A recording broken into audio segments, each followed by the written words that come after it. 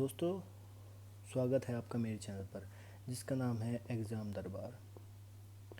दोस्तों, इस चैनल पर मैं आपको यूपी पुलिस और रेलवे एग्ज़ाम से रिलेटेड सब्जेक्ट्स की तैयारी कराऊंगा। जैसे अभी हमारा एक एग्ज़ाम आने वाला है, यूपी पुलिस असिस्टेंट ऑपरेटर।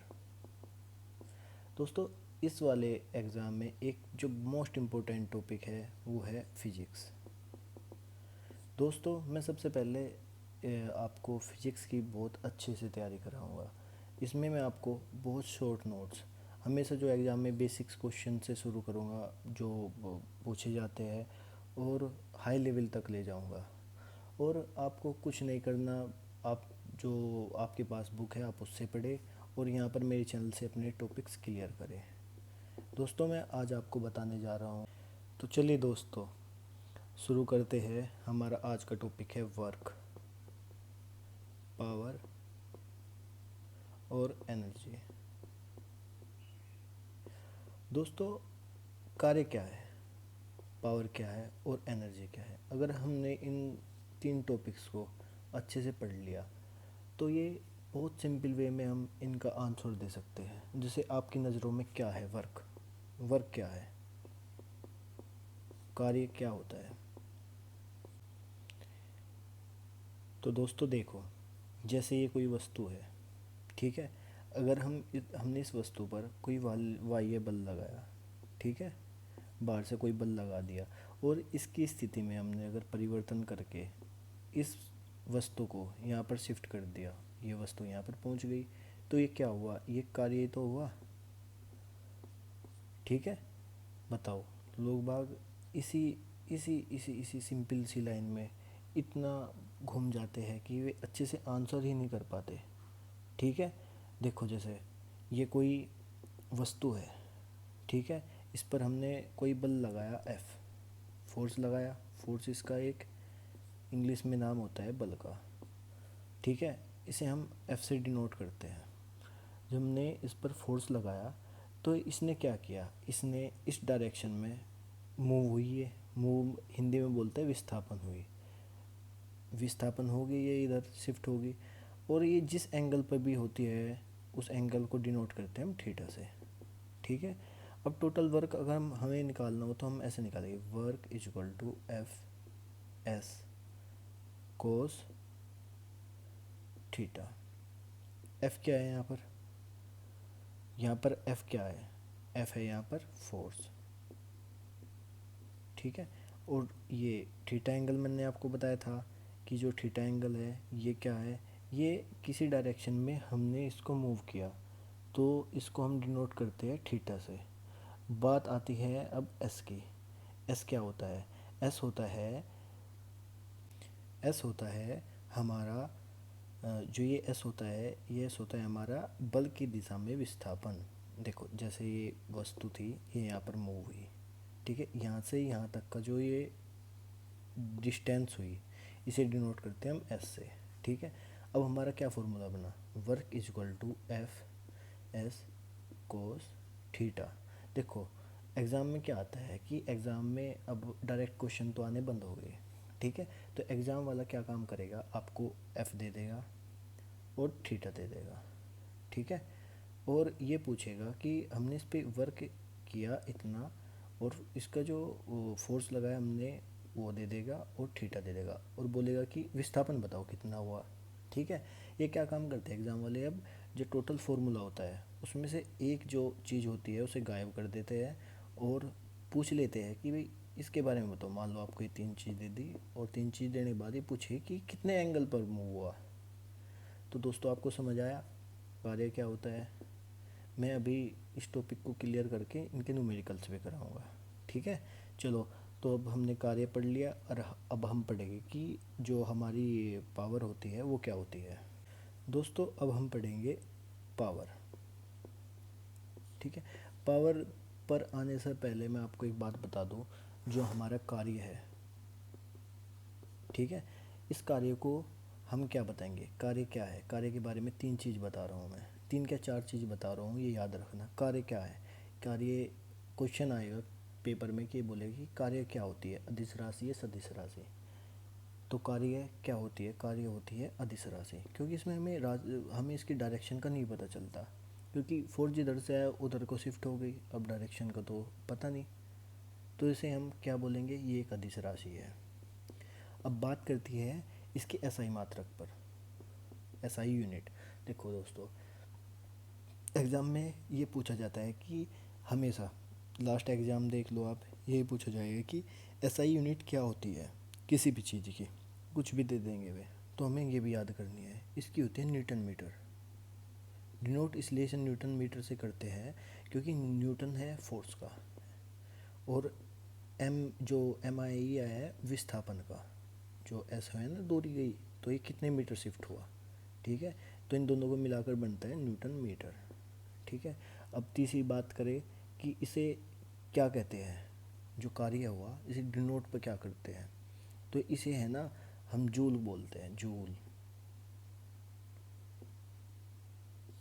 ठीक है। इसे जे से डिनोट करते हैं। और कभी कभी ये भी पूछ लिया जाता है कि जो एस आई के अलावा जो हमारा फिजिक्स में सी जी आई, नहीं सॉरी सी जी एस, जो सी जी एस यूनिट होती है उसमें हम कार्य को क्या बोलते हैं, उसमें हम कार्य को बोलते हैं अर्ग।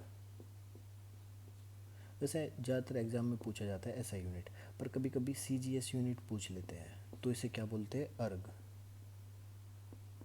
और अर्ग को इंग्लिश में क्या लिखते हैं, इसे लिखते हैं ऐसे, अर्ग, ठीक है दोस्तों। तो चलो अब हम अपने अगले टॉपिक पर चलते हैं, जो है पावर। पावर क्या होती है, एनर्जी।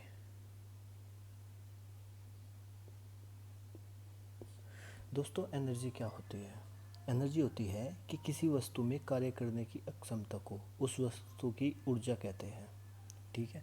मान लो कोई वस्तु है, इसके द्वारा कार्य करने की ऊर्जा को बोलते हैं हम, देखो दोस्तों, जैसे गाड़ी का इंजन चलता है, ठीक है, और मूव होती है ये, जब मूव होती है तो उसके कार्य करने की अक्षमता हुई ना, जो उसके कार्य करने की अक्षमता है उसे बोलते हैं ऊर्जा। जैसे आप हो, जैसे मैं पेन से लिख रहा हूँ, तो मेरे कार्य करने की अक्षमता क्या हुई, ये हुई हमारी ऊर्जा, ठीक है। ऊर्जा क्या है, ऊर्जा भी एक अदिश राशि है, याद रखना।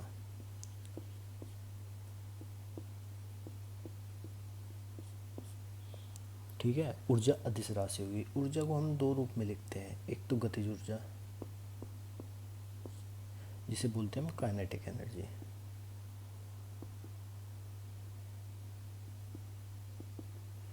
और दूसरी होती है स्थितिज ऊर्जा।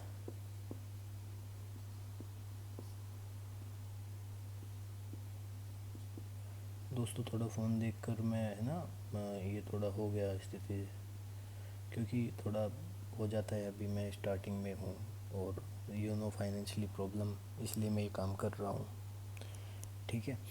तो अभी बात करते हैं हम गतिज ऊर्जा के बारे में। गतिज ऊर्जा क्या होती है, गतिज ऊर्जा होती है किसी वस्तु की गति के कारण उसमें जो कार्य की अक्षमता होती है उसे गतिज ऊर्जा कहते हैं। देखो दोस्तों, जैसे कोई ये बॉल है, ये बॉल जा रही है, इसके अंदर जो मूवमेंट हो रही है ये गतिज, गति के कारण जो उसके अंदर मूवमेंट हो रही है, जो गति के कारण उसके अंदर ऊर्जा एब्जॉर्ब है, मान लो आप उसे रोकोगे फोर्स लगाकर, तो ये इसकी ऊर्जा यहाँ पर आपके फोर्स से इक्वल हो गई तो रुक जाएगी, और इसका फोर्स या इसका ऊर्जा ज़्यादा हुई तो ये आपको क्रॉस कर जाएगी। तो इस टाइप जो ऊर्जा होती है उसे बोलते हैं गतिज ऊर्जा, ठीक है। इसका एक बहुत सिंपल सा फॉर्मूला है, जिसे हम लिखेंगे kinetic energy is equal to एक एम वी स्क्वायर। अभी एम वी स्क्वायर कैसे आया, देखो के इज इक्वल हो गया पी स्क्वायर अपॉन 2m, ठीक है। जो पी है ये है पावर एम वी के बराबर, ठीक है। देखो जैसे पी है, पी किसके बराबर होगी, एम वी के, पी मतलब पावर, एम मतलब द्रव्यमान इसका, और ये क्या होगी, वेलोसिटी, वेग, ठीक है। देखो जैसे पी है, पी इज इक्वल टू लिख दिया आपने एम वी, ठीक है, ये एम वी स्क्वायर हो गया, एम वी स्क्वायर हो गया इस पी के कारण, और बटे 2m, ठीक है। m से एक m कट गया, तो ये फॉर्मूला है 1/2 एम वी स्क्वायर। तो दोस्तों आपको समझ आया कैसे हुआ ये, देखो kinetic energy is equal to p²/2m। ये एक फॉर्मूला होता है टोटल काइनेटिक एनर्जी का, जिसे बोलते हैं हम गतिज ऊर्जा। ठीक है, अब देखो p क्या होगा, m²v²/2m। m से ये कट किया, 1/2 mv²। तो ये क्या हो गया हमारा, ये हो गया है हमारा गतिज ऊर्जा का फॉर्मूला। अब बात करें हम स्थितिज ऊर्जा की, तो देखो दोस्तों, स्थितिज ऊर्जा क्या होती है। स्थितिज ऊर्जा होती है कि किसी वस्तु में उसकी अवस्था या स्थिति के कारण कार्य करने की क्षमता को स्थितिज ऊर्जा कहते हैं। किसी वस्तु, मान लो कोई वस्तु है, ठीक है, मान लो वस्तु को छोड़ो आप, मैं आपको ले लूँ जैसे एक गुलेल हो गई, ठीक है, एक गुलेल हो गई, ये हमने से खींचा और यहाँ पर हमने जो यहाँ पर देखो आपने पत्थर रख लेते हैं और ऐसे ऐसे मूव करते हैं, तो ये जो इसकी स्थिति के कारण जिसके अंदर ऊर्जा एब्जॉर्ब है उसे बोलते हैं हम स्थितिज ऊर्जा। सिंपल वे है भैया, ये देखो समझो और सीखो। देखो ये है कि किसी वस्तु की उसकी अवस्था और स्थिति के कारण, इस जो ये है ये इसकी स्थिति के कारण ही तो उसकी में ऊर्जा हुई। अगर हम इसे ढीला छोड़ दी तो ऊर्जा ही कैसी, समझ भाई। इसे हम डिनोट करते हैं Pe=mgh। ठीक है, देखो जो m है ये इसका द्रव्यमान, जो इसका g है यह है गुरुत्वीय त्वरण,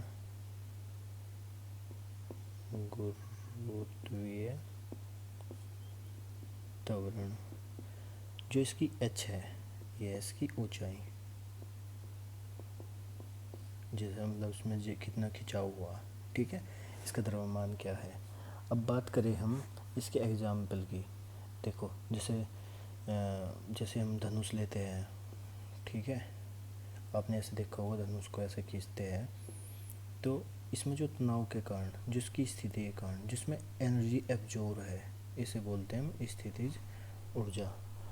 ठीक है, तो दोस्तों ये देखो ये हमारी स्थितिज ऊर्जा थी, और मैं आपको अगले चैप्टर में और को पावर के बारे में बताऊंगा और शक्ति के बारे में बताऊंगा और ऊर्जा के बारे में बताऊंगा, जिससे आपका ये टॉपिक क्लियर हो जाएगा। जब आपके टॉपिक क्लियर हो जाएंगे फिर मैं आपको इसके न्यूमेरिकल्स के बारे में बताऊंगा। ठीक है दोस्तों, अब चलो इस टॉपिक्स में 2 टॉपिक है जो कोई टीचर नहीं बताता, बस मैं इसलिए बता रहा हूँ कि कभी कभी एग्ज़ाम में पूछ लेते हैं, क्योंकि कंपटीशन है आज के टाइम, कुछ भी पूछ लेते हैं। जैसे बल के बारे में ही हो गया, बल क्या होता है वो आपको मैंने बताया था, और इसमें 2 बल आते हैं, संरक्षी बल और संरक्षी बल, और दूसरा होता है संरक्षी बल। चलो बताओ दोस्तों क्या होता है संरक्षी बल और असंरक्षी बल। देखो दोस्तों, जो संरक्षी बल होते हैं किसी को नहीं पता, मैं आपको बता रहा हूँ क्योंकि एग्ज़ाम के वे में कुछ भी आ सकता है। संरक्षी बल ये होते हैं कि वे बल जिनके द्वारा किए गए कार्य का मान पथ पर निर्भर नहीं करता, उन्हें संरक्षी बल बोलते हैं। इन बलों के कारण वस्तु की गतिज ऊर्जा के मान में कोई परिवर्तन नहीं होता। इन बलों के द्वारा संचित ऊर्जा या स्थितिज ऊर्जा को परिभाषित किया जा सकता है, जैसे केंद्रीय बल, चुंबकीय बल, प्रत्यास्थान बल, गुरुत्वाकर्षण बल।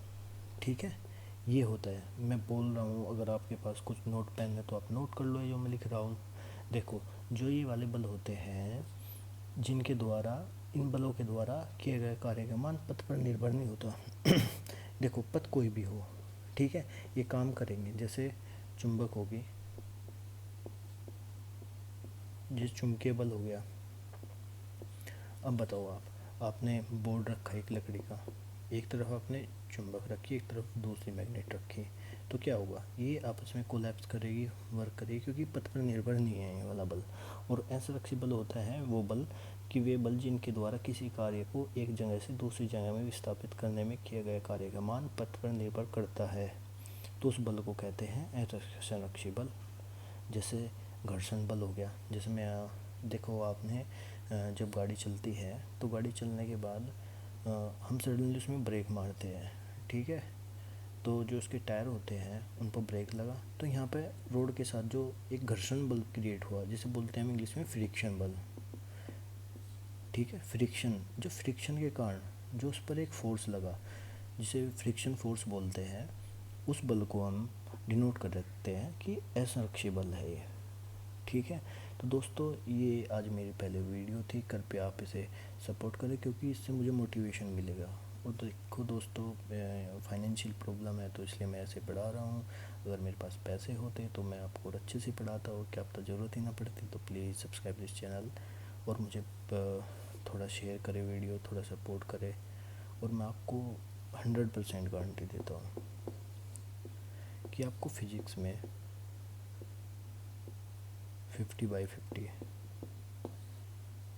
जो मार्क्स है 50% का, शायद मेरे ख्याल से रीजनिंग के साथ में, या रीजनिंग से मेरे ख्याल से जी के पोर्शन में 50% का हिस्सा है। ठीक है, जैसे जी के हो गई हमारी, इसके साथ इसका फिजिक्स का 50% का हिस्सा है। तो मैं सोच रहा हूँ कि फ़िज़िक्स में 50 में से 50%, जो 50 का 100% मतलब कि आप 100% स्कोर करो।